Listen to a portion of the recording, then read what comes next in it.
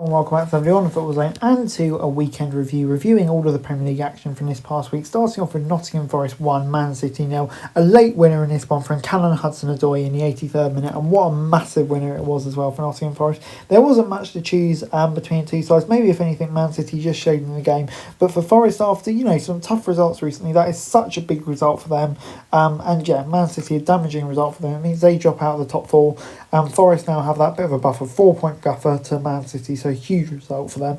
Moving on into Liverpool, and they overcame a bit of a shock in the first half, 1-0 down at home to Southampton they were, but they soon turned it around with Núñez and Salah putting them 2-1 up 10 minutes into the second half, and Salah finishing it off later on, Salah with a pair of penalties, and yeah, Liverpool dominated the game, and yeah, it was a shock to see them go 1-0 down, but I think we all kind of thought they would turn it around, but I think Southampton that first half could give them a bit of encouragement, but yeah, let's face it, they were pretty easily put aside here by Liverpool, no doubt about that. But moving on into Palace 1, Ipswich 0 at Selhurst Park. And yeah, it was another late goal from Sarr in the 82nd minute.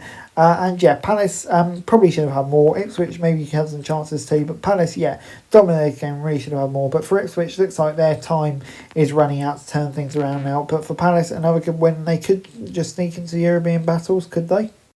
Moving on then to Brighton 2, Fulham 1 at the Amex, and a last gasp winner for Brighton in this one. It was Jimenez though who gave Fulham the lead in the 35th minute before Van Hecke equalised in the 41st minute. Ruta then had a goal disallowed through VAR in the 56th minute, and in the 98th minute from the spot, Brighton got the winner. Huge win for Brighton. Probably a game that they just shaded, I would say, and yeah, a massive win for them because that really was a 6 points really in all states of the word. And yeah, gets Brighton right close to these European places and leaves Fulham playing a bit of catch-up. Moving on then to Aston Villa, and they defeated Brentford 1-0 at the GTEC Community Stadium. It's Ollie Watkins just after half-time against his former club. And yeah, big win for Villa this one. Quite an evenly matched game, but Villa took their chances and got their reward in the end. And yeah, like I say, a big win for them. Just keeps them in touch in that mega close European battle. So it's so tightly congested in there. Yeah, they've got... Every result is so important. That's a big win for them. I think Brentford will be disappointed. Yeah, their form was a bit shaky recently, but a huge win for Villa. Moving on then to Wolves 1, Everton 1 at Molineux. It was Harrison in the 33rd minute who gave Everton a lead before Wolves got an equaliser. And yeah, there's quite a few draws in a row for David Moyes' side. Their side probably just shaded this one, but in the end couldn't find that winning goal. But yeah, on the whole, quite an evening match contest. And yeah, Wolves, I think they'll take it, just putting further away from the relegation zone. Everton now, their season's pretty much over, isn't it? They've got a 10-point gap, and Moyes' done very well since he took over. Moving on into White Hart Lane, it's a dramatic comeback by Tottenham as they drew 2-2 with Bournemouth. It was Tavernier in the 42nd minute who gave Bournemouth a lead, and then Van Anderson in the 65th minute gave Bournemouth a 2-0 lead before Sarr and Son got some late comeback goals to make it 2-2. And yeah, in the end it was quite an evenly matched game, not a lot to choose between the two sides. But I think Bournemouth from 2-0 up probably will be kicking as well as they didn't win, and they definitely have the chances to win. So yeah, I think they'll be frustrated. Moving on then to Chelsea 1, Leicester 0 at Stamford Bridge, and it was Cole Palmer in the 22nd minute who missed a penalty for Chelsea. He's not having the best time of it at the moment, is he, Cole Palmer? But Cucurella in the 60th minute gave Chelsea the 1-0 advantage, a huge win for them. And yeah, in the end they dominated the game, deserved the victory. Leicester offered very little, but a big win for Chelsea. Just got to sort out that form with Cole Palmer as they look to sustain their top four push.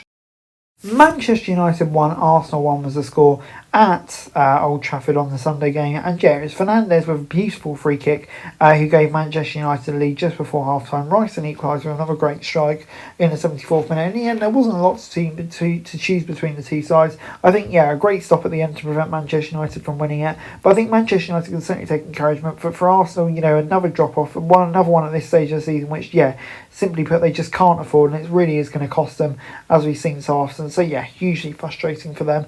Moving on into West Ham Newcastle, and yeah, a big win this was for Newcastle as they look to continue their pursuit of European football. It was Bruno Guimaraes in the 63rd minute who gave them the lead, and yeah, I'd say Newcastle on the whole in the game probably just about shaded it and came away as deserved winners. And like I say, a big win for them. But for West Ham, yeah, just this disappointing season for them, wasn't it? But for Newcastle, they kind of need the win much more and keeps them in that very tight and congested European race. So yeah, big win for them. But moving on then, before I go to the Champions League preview for this week, obviously Villa and Club Brugge and Arsenal PSV, those ties are pretty much over. You'd expect both the English sides to go through pretty comfortably, especially with decent advantages at home. But Liverpool PSG, we saw in that first leg, PSG dominated Liverpool, but Liverpool got that smash and grab victory at the end.